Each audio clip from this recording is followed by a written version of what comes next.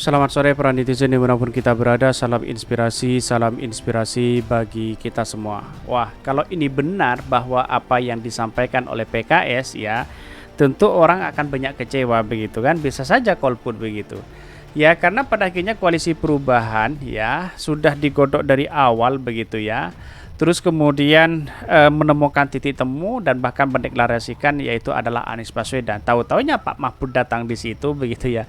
Saya kira jauh begitu ya. Ini PKS tawarkan Mahfud MD jadi cawapres Anies Baswedan. Kalian setuju? Ya.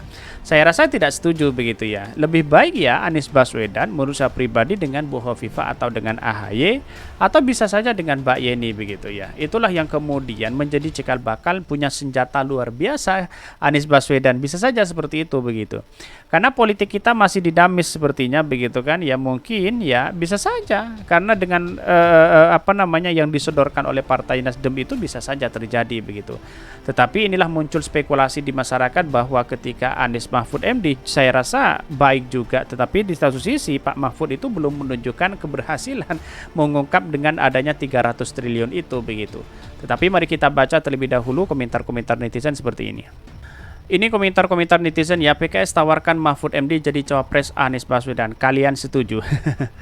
Ini banyak sekali pro dan kontra begitu. Gila, apa sih abu-abu mau dijadikan wakil? Dia ini ya berkuar-kuar sekarang cuma buat nyari panggung di 2024. Benarkah seperti itu begitu ya? Lah kok bisa orang secara terbuka ya nggak suka sama Anies kok dijadiin wakil? Apa nanti nggak ngerecokin kerja Anies? Apalagi dia kan orangnya Jokowi yang bikin negara kacau. Kok seperti itu begitu ya? Ya pada hakikatnya Mahfud MD itu ya tunjukkan dulu yang 300 triliun itu siapa yang menjadi tersangka baru bisa saja dipercaya oleh dari publik Indonesia begitu kan, oleh masyarakat Indonesia begitu kan.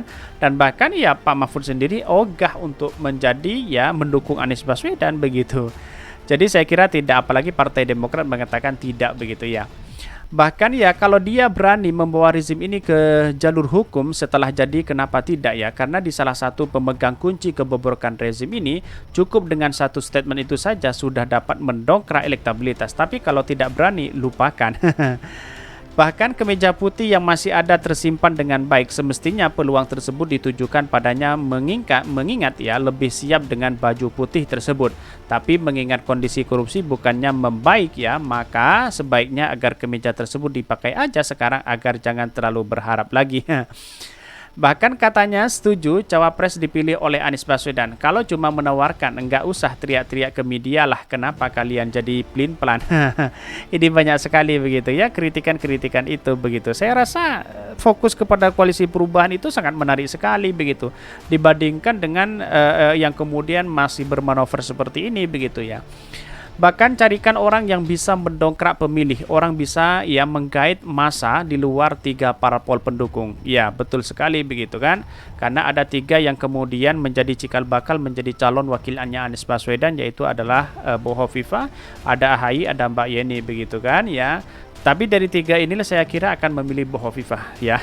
Saya kira seperti itu logika saya gitu. Siapapun cawapresnya, saya tetap Republik Indonesia Republik masyarakat dan relawan Anies Baswedan tetap mendukung Anies Baswedan. Kira-kira seperti itu begitu. Semoga hanya sebuah wacana saja karena Mahfud MD bukan representasi dari koalisi perubahan. Betul juga begitu ya. Ini waduh, kenapa PKS jika benar dia jadi wakil Anies, saya lebih baik golput. Apa-apaan prestasi dia? Kagak ada, masa dia keluar-keluar begitu langsung mau diduetkan sama Anies. Paling ya itu ya kalau AHY, kalau pengen alternatif ya Gatot Nurmantio.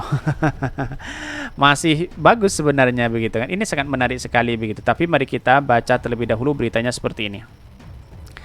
Ini beritanya, ini agak menarik begitu ya. PKS tawarkan Mahfud MD jadi cawapres Anies Baswedan ya. Kalian setuju? Ini dikutip dari Demokrasi ya. Presiden Partai Keadilan Sejahtera PKS Ahmad Saihu sempat mendatangi Menteri Koordinator Bidang Kemaritiman ya, Hukum ya dan Keamanan Menko Polhukam Mahfud MD dalam rangka mencari calon wakil presiden cawapres untuk Anies Baswedan. Menurut Saihu, dirinya mendatangi Mahfud ini saat melakukan safari ke sejumlah tokoh bangsa. Ya, tadi saya bilang kita silaturahmi ke Pak Mahfud, ujar Saihu di kantor ya. Bahkan ya, Saihu menambahkan beberapa waktu terakhir dirinya banyak melakukan silaturahmi dengan tokoh-tokoh bangsa. Secara spesifik ya, Saihu mengakui bahwa tujuan untuk mencari sosok pendamping Anies di Pilpres di 2024. Bahkan dalam rangka mencari siapa pasangan Anies Rashid Baswedan, ucapnya, tokoh-tokoh yang didatanginya adalah, kata Saihu, adalah tokoh-tokoh yang kerap muncul dalam survei terkait Pilpres di 2024.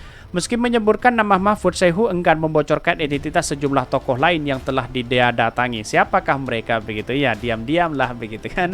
Mungkin yang disorot itu adalah Pak Mahfud di situ begitu. Tapi perlu diingat bahwa kalau Pak Mahfud menunjukkan yang adanya 300 triliun begitu di Kemenkau, ya saya rasa baiklah untuk menjadi cawapres Anies Baswedan begitu. Tapi kalau belum menunjukkan bersifat asumsi, maka publik tidak begitu percaya begitu.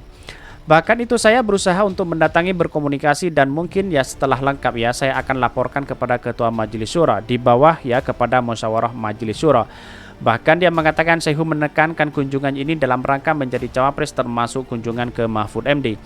Tokoh-tokoh yang lain juga kita datangi, silaturahmi, kita minta pendapatnya, kita minta juga sharingnya. Bahkan kita tanya untuk mencapreskan ya, mencawapreskan karena saya saat ini fokus mencari cawapres. Bahkan saat ini PKS ya sudah koalisi besar ya bersama Nasdem dan Partai Demokrat untuk membentuk koalisi perubahan untuk persatuan. Koalisi ini sepakat untuk mendukung Anies Baswedan sebagai capres di 2024. Artinya apa? Artinya konsistensi dari koalisi perubahan untuk mendukung Anies Baswedan itu benar-benar luar biasa dibandingkan dengan koalisi-koalisi lain begitu, seperti KIB yang kemudian tidak ada panutan di situ begitu ya, tidak ada elektabilitas yang mumpuni di situ begitu. Kalau Pak Ganjar masuk itu saya rasa jauh begitu ya, kecuali dia membentuk koalisi besar. Di koalisi Pak Prabowo juga sama begitu. Pak Prabowo juga masih ragu apakah Muhaimin menjadi wakilnya begitu.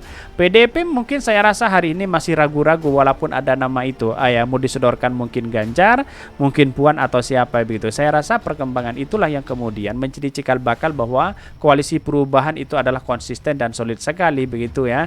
Apalagi hari ini berfokus bersama rakyat di situ begitu. Nah, artinya kalau kita melihat ini ya jelas bahwa Pak Mahfud itu jauh dari kata untuk mewakili Anies Baswedan ya. Tetapi saya rasa politik ini masih dinamis begitu ya. Masih banyak yang elektabilitasnya tinggi daripada Pak Mahfud begitu kan. Apalagi ya sekelas Pak Mahfud MD ya. Karena Anies Baswedan itu adalah berangkat dari rakyat begitu, bukan siapa-siapa. Ini yang seharusnya menjadi menarik dari pemilu di 2024 begitu. Apalagi rakyat harus tahu bahwa Anies Baswedan itu adalah rakyat biasa. Kira-kira seperti itu begitu. Mungkin itu yang kami sampaikan. Tonton terus channel Khodari Podcast Rakyat ini karena ada berita-berita menarik dan viral setiap harinya. Salam para netizen, salam inspirasi bagi kita semua. Jangan lupa di subscribe channel YouTube Khodari Podcast Rakyat ini.